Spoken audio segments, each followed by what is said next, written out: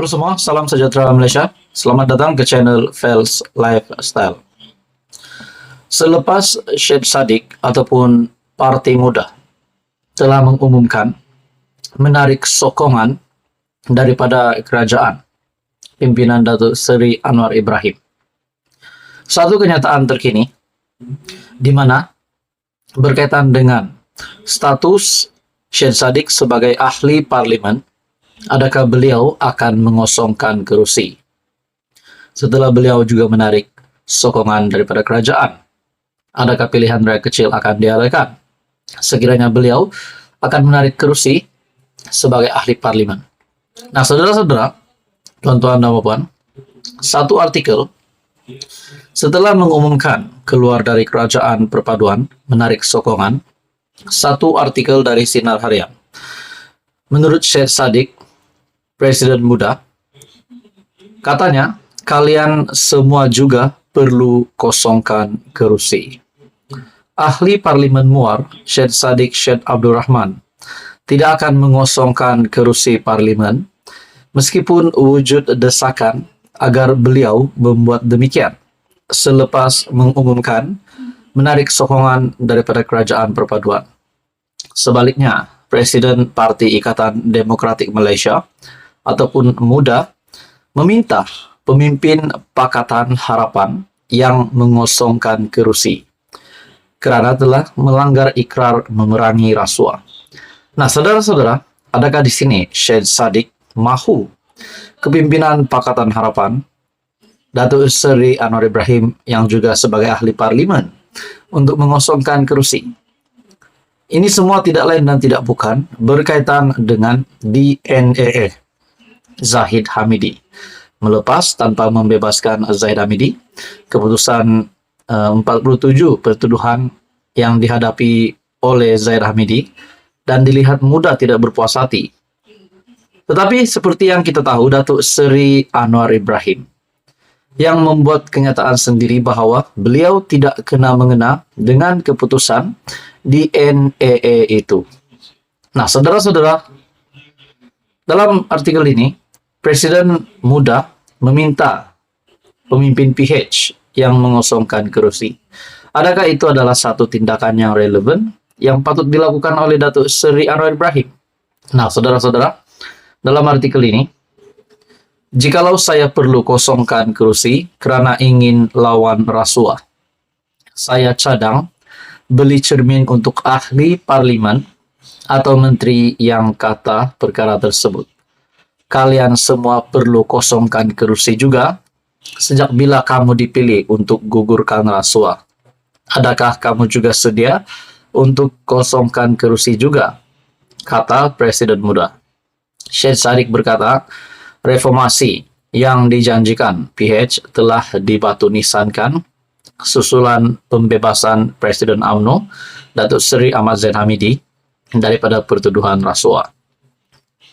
Tapi saudara-saudara, kita juga tahu bahwa Zaid Hamidi dilepas tanpa dibebaskan dan makna kata beliau masih boleh didakwa pada bila-bila masa saja.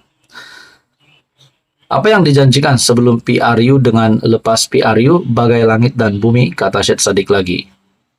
Sebelum itu, Ketua Penerangan Angkatan Muda Keadilan ataupun AMK, Haziq Azwar Ishak dalam satu kenyataan menggesa Syed Saddiq mengosongkan kerusi Parlimen Muar dan bertanding semula atas tiket bebas.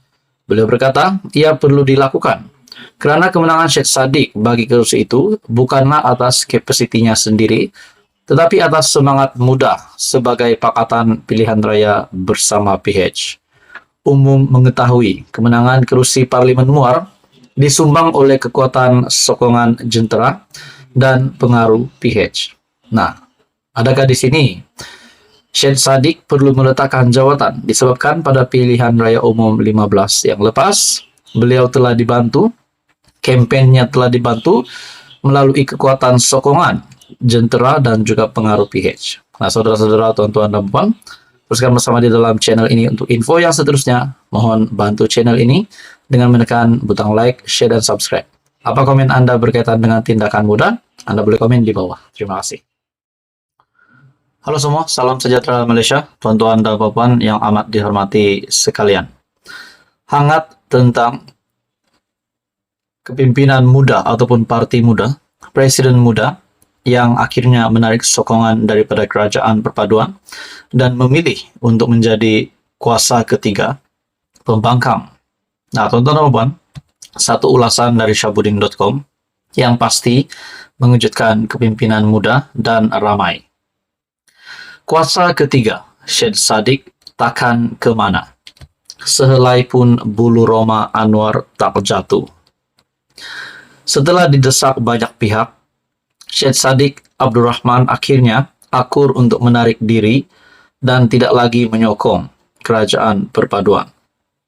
Presiden muda itu bagaimanapun mengumumkan pendiriannya untuk tidak bersama blok pembangkang PN, sebaliknya memilih untuk menjadi pembangkang kuasa ketiga di Dewan Rakyat. Dalam hal ini, banyak pihak telah memberi respon atau reaksi terhadap keputusan yang dibuat ahli Parlimen Muar itu. Meskipun Syed Saddiq tidak lagi menyokong kerajaan perpaduan, pilihannya untuk menjadi kuasa ketiga di Parlimen bukanlah pilihan yang mampu membawanya ke mana-mana. Dengan hanya satu kerusi saja dimiliki di Parlimen, berbanding kerajaan perpaduan ada 147 dan PN memiliki 74, peranan kuasa ketiga muda hampir tidak bernilai apa-apa. Sebagai peringatan kepada Syed Saddiq untuk renungannya, tiada mana-mana parti pernah berjaya dengan impian untuk menjadi kuasa ketiga di negara ini. Pada PRU 2018, ketika berlaku pertembungan antara PH dan BN. Ketika itu, PAS telah memilih untuk menjadi kuasa ketiga dengan harapan mampu menjadi penentu dalam pembentukan kerajaan. Impian PAS itu terbukti gagal di mana mereka hanya menang 18 kursi parlimen saja dan PH membentuk kerajaan tanpa pertolongan sesiapa.